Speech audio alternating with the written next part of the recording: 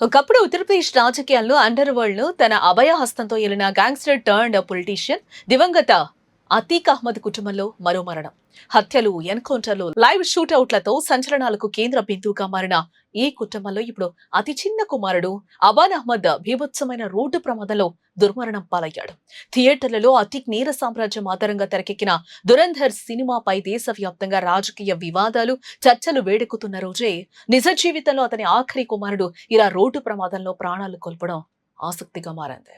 ప్రయాగ్రాజ్ నుంచి క్రెటాకర్లో అబాన్ అహ్మద్ తన స్నేహితులతో కలిసి అతి వేగంతో దూసుకెళ్లగా ఝాన్సీ జిల్లాలోని పూంచ్ పోలీస్ స్టేషన్ పరిధిలో ఈ ప్రమాదం జరిగింది.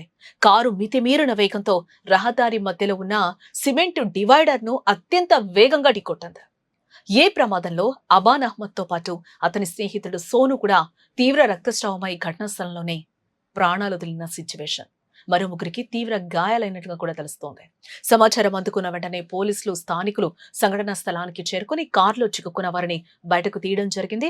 తీవ్రంగా గాయపడిన మరో ముగ్గురిని వెంటనే స్థానిక ప్రభుత్వ వైద్య కళాశాల ట్రామా సెంటర్ కు తరలించారు.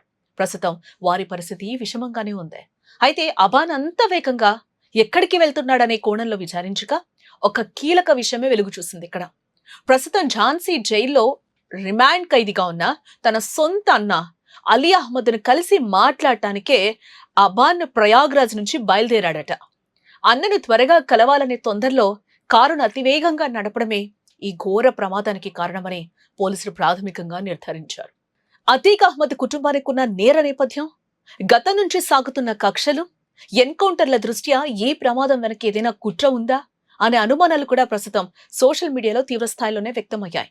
అయితే ఈ పుకార్లకు ఝాన్సీ సీనియర్ పోలీస్ సూపరింటెండెంట్ బీబీజేటీఎస్ మూర్తి తెరదించారు. ఇది ఎలాంటి కుట్ర కాదు, కేవలం వేగం వల్ల డ్రైవర్ కంట్రోల్ తప్పి జరిగిన యాదృచ్ఛిక రోడ్డు ప్రమాదం మాత్రమేనని అధికారికంగా ఆయన స్పష్టం చేయడం జరిగింది.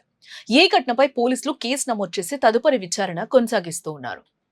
అతీక్ అహ్మద్ కరుడుగట్టిన గ్యాంగ్స్టర్, అంతేకాదు రాజకీయ నాయకుడు కూడా. ఎంపీ, ఎమ్మెల్యేగా పనిచేశాడు.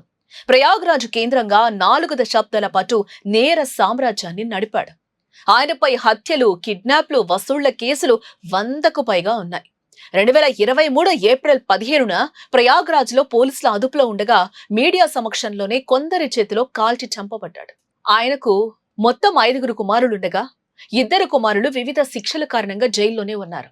ఒక కుమారుడు ఏప్రిల్ 2023లో ఝాన్సీలోనే జరిగిన ఉమేష్ పాల్ హత్య కేసు ఎన్కౌంటర్లో పోలీసుల చేతిలోనే మరణించాడు.